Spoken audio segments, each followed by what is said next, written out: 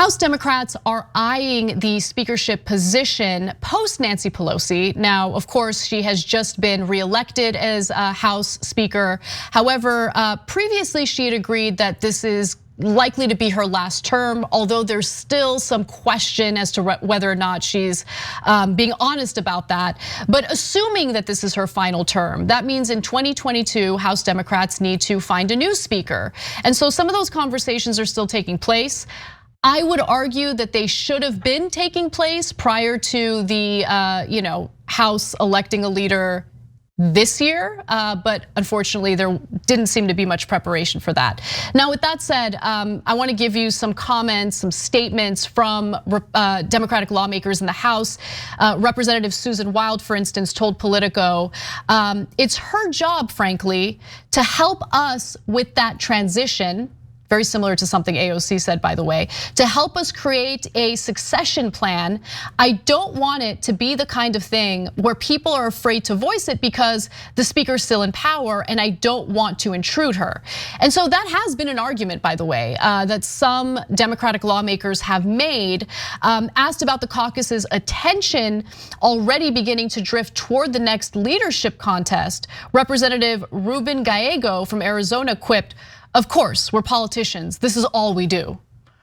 Which, by the way, Ryan, that shouldn't be all they do. There should be more to being a lawmaker than engaging in these quips regarding who should be the leader and what kind of hierarchy there should be within the House of Representatives.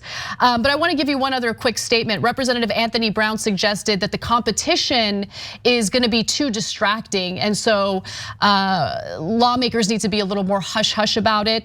She still has to govern, referring to Nancy Pelosi. We need her to be strong. I would suggest to those who might want to succeed her to move up in leadership, do it quietly, do it behind the scenes. Elections around here start early. I disagree with him on that, but I wanted to get your thoughts. Well, right. So when you have a chamber that is filled with people who ran for middle school president, those are the kind of comments that you're going to get, and absolutely, they're going to be talking about the jockeying for the next 2 years, and like you said, they should have been talking about it the last 2 years, leading into this, and had some preparation ready to go.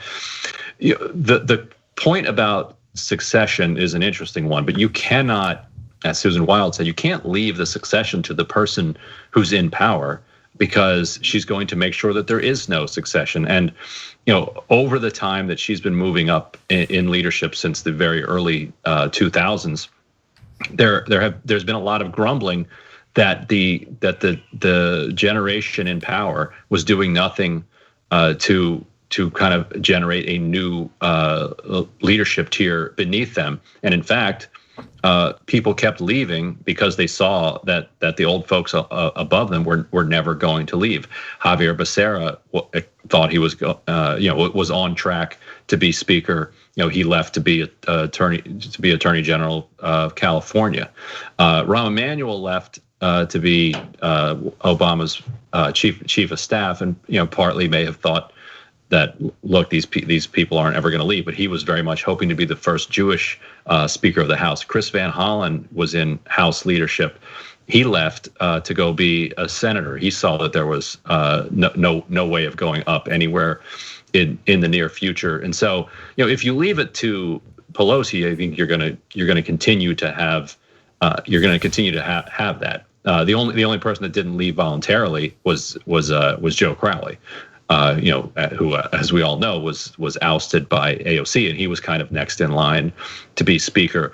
Crowley's protege is Hakeem Jeffries, who represents the neighboring district in Brooklyn, and who we talked about earlier, and who everybody talks about as something of an heir apparent to Pelosi, because the conservative Democrats think that Jeffries is a progressive. He supports Medicare for all. He talks about a $15 minimum wage. He checks a lot of the progressive boxes. So if you're not somebody who's part of the progressive movement, you think, oh well, that's a fairly progressive member of Congress. That'll satisfy the progressive flank. Of course, the progressive movement and Hakeem Jeffries are in open warfare. They completely hate each other.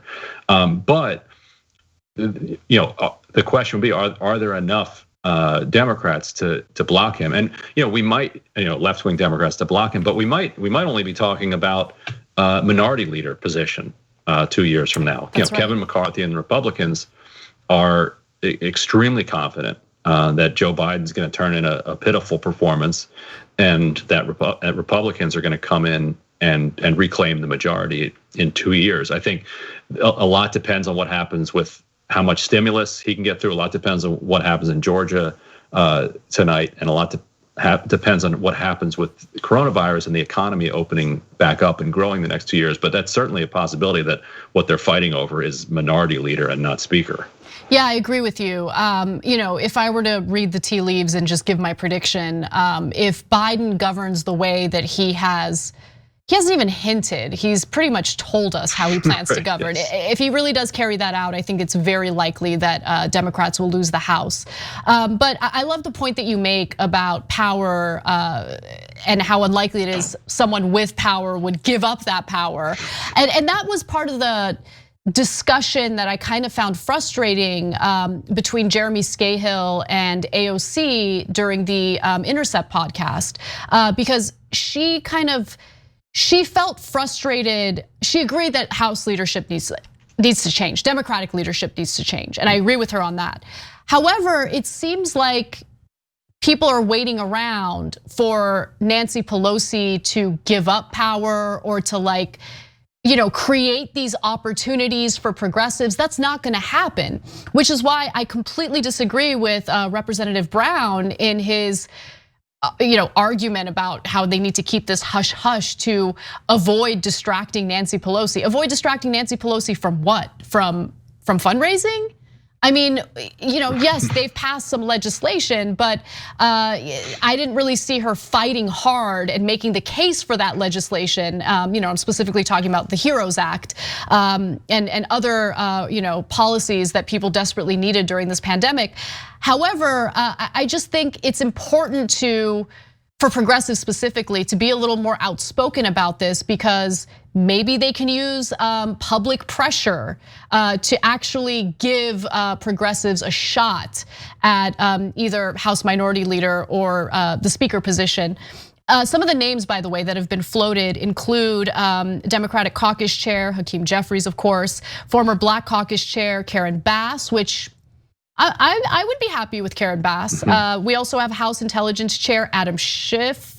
Would not be happy with Adam Schiff personally. Assistant Speaker Catherine Clark, Vice Chair Pete Aguilar, and Progressive Caucus Chair Pramila Jayapal, who I'm also a fan of, but I'm a progressive, so obviously I would be a fan of the two progressive names that stand out. But if you were to read the tea leaves, Ryan, what do you think the chances are of a Pramila Jayapal or a Karen Bass getting that spot, a leadership role within the House of Representatives? Well, first of all, on Adam Schiff, that what I've heard is that Pelosi favors Schiff. Of course. That between him and Jeffries, she actually is grooming Schiff more than Jeffries, though she's not necessarily grooming anybody fully, because the deal that she cut 2 years ago to stay in power was that she would serve 2 terms, and then in order to serve a third term, she'd have to win 2/3 of the vote in the caucus, which would be difficult for her to do if somebody serious is challenging her, but not at all impossible. I've also heard Mark Pocan's name kicked around. He just recently said he's not running for Senate in 2022 in Wisconsin. He's the outgoing co-chair with Jayapal of the CPC. I think of those 3, Karen Bass would probably have in the upper hand because she'd be able to lock down a significant block of CBC, Congressional Black Caucus support. She'd have a lot of California support, and there are a lot of regional politics that we don't think about at a national level, because they're not as interesting, they're not ideological, but there are these deep regional politics that play out internally in the House. And so if it's not a coincidence that Pelosi is from California as well, that even if you're a right-wing Democrat, you prefer, if you're going to have a progressive or center-left leader, that they're gonna be from your state, because then you think that increases your power. And so Bass coming from California helps. Bass having parliamentary experience in California helps. And Jayapal's in a very interesting and difficult position, because on the one hand, as chair of the Progressive Caucus, it's her job to fight for the progressive wing of the party, and that's going to mean ticking off a lot of the rest of the caucus, in playing hardball on issues. But every time she does that, then she's alienating potential people who could vote for her for a top leadership position, which is why structurally it's kind of difficult to have people who are serving as chair of these ideological caucuses also have ambitions, if she does, for much higher leadership, unless the Progressive Caucus gets so powerful that it can just basically anoint somebody, and that's not where they are yet. Thanks for watching the Young Turks. Really appreciate it. Another way to show support is through YouTube memberships. You'll get to interact with us more. There's live chat emojis, badges. You've got emojis of me, Anna, John, JR. So those are super fun. But you also get playback of our exclusive member-only shows and specials right after they air. So all of that, all you gotta do is click that join button right underneath the video. Thank you.